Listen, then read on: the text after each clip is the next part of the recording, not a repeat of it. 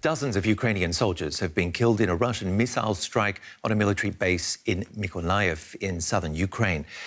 The strike is one of the deadliest attacks on a Ukrainian military target since the start of the war, and it's feared the death toll could rise significantly. We're also getting word that an art school in the southern city of Mariupol has been bombed, where hundreds of people are said to have sought shelter. There is no word on casualties yet. Russia's army had been pushing into the city. The aftermath of a Russian missile attack in Mykolaiv. It's believed 200 soldiers were inside at the time the base was struck. Rescuers race to find survivors in the rubble, but are forced to seek safety when an air raid siren rings out. The constant threat of bombardment has forced people here underground. I can't tell you how scared we are. We all live in the cellar now. When the bombs hit the army base, everything shook. To the east, Russians are pushing deeper into the besieged city of Mariupol. Ukraine says 90% of the city has been damaged or destroyed by Russian bombardment. It's thought over 1,000 people were sheltering inside this theater when it was destroyed by a Russian strike. Hundreds are still missing. The city has no heat, water, or power. The mayor said that fighting in the city center made rescue missions impossible. Those who were able to flee said the situation was desperate. We sat in the basement for 10 days without going outside even once. We didn't have water or electricity. Luckily, we could use our neighbor's bomb shelter. I could never imagine that a bomb would hit a house next to mine, that my district will be literally wiped out. The outskirts of the city were simply destroyed. And then I realized there were no safe places in the city anymore. In a potential escalation, Russia says it's used a hypersonic missile for the first time in combat in Ukraine. The missile, shown here in footage from the Defense Ministry, has a range of up to 2,000 kilometers and is difficult to intercept.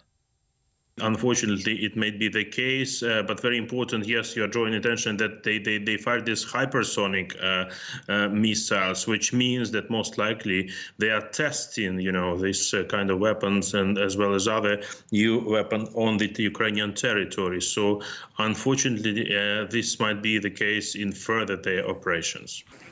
Ukraine's president has called for peace talks, but Russia's war machine shows no signs of stopping.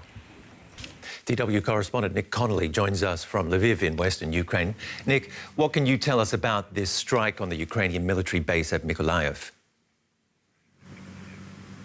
Well, we have precious few details because in times of war, the Ukrainian authorities are keeping all these details very tightly under wraps. There's military censorship here in Ukraine as there is on the Russian side, but we know that Mykolaiv is the scene of pretty intense fighting, some of the most intense fighting we've seen in recent weeks here. It's a key city on the way to Odessa, Ukraine's biggest port on the Black Sea. The Russians seemingly trying to cut Ukraine off from its entire coastline. It's already almost done that in the Sea of Azov, only Mariupol holding out.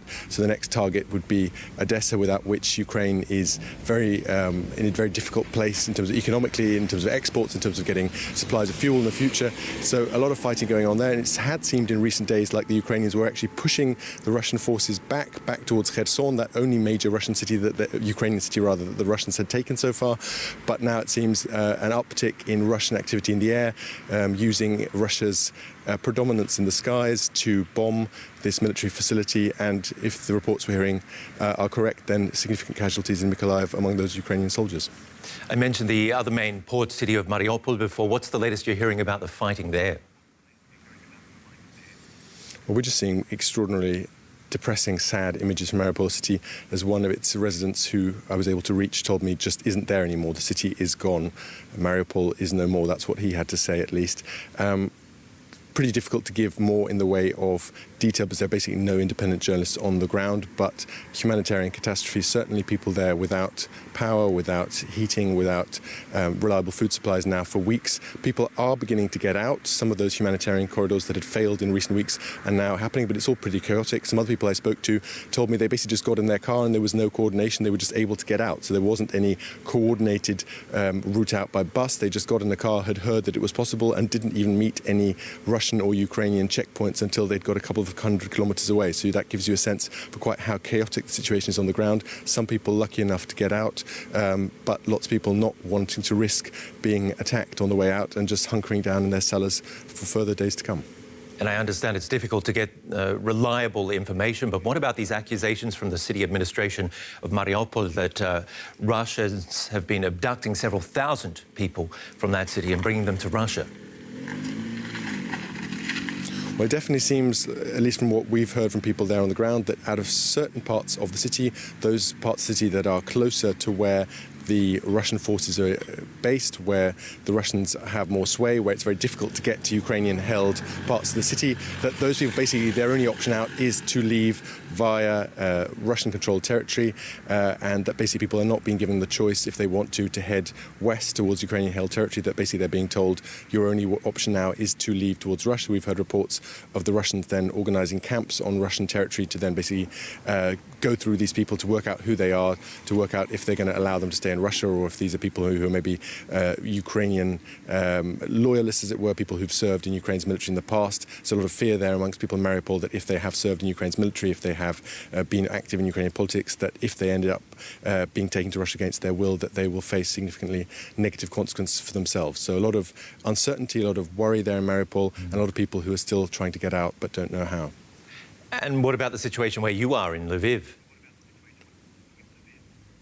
Well, Lviv is a city that is just full to the brim with refugees from across the country. You see number plates with numbers from plates from across the country, from Kharkiv, from Kiev, from Odessa. So it's basically impossible to get a hotel room or an apartment. Lots of people trying to head towards Europe, towards the EU through Lviv, but obviously men between the ages of 18 and 60 aren't allowed to leave Ukraine right now. So this is basically the end of the line for them. Lots of men here trying to work out if they can still make a living. Obviously, Ukraine's economic situation is very difficult.